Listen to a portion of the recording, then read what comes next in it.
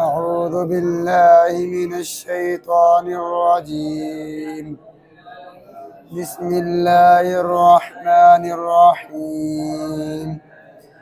يا أيها الذين آمنوا لا تتخذوا الكافرين أولياء من دون المؤمنين.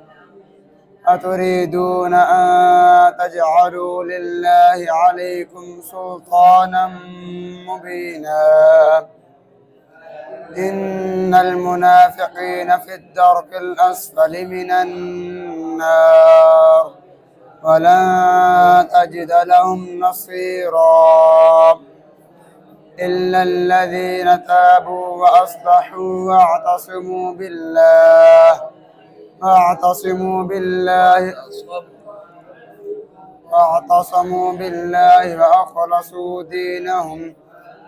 وأخلصوا دينهم لله فأولئك مع المؤمنين وسوف يؤتي الله المؤمنين أجرا عظيما.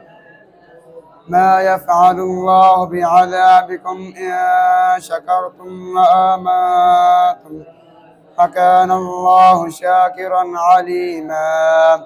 صدق الله العظيم.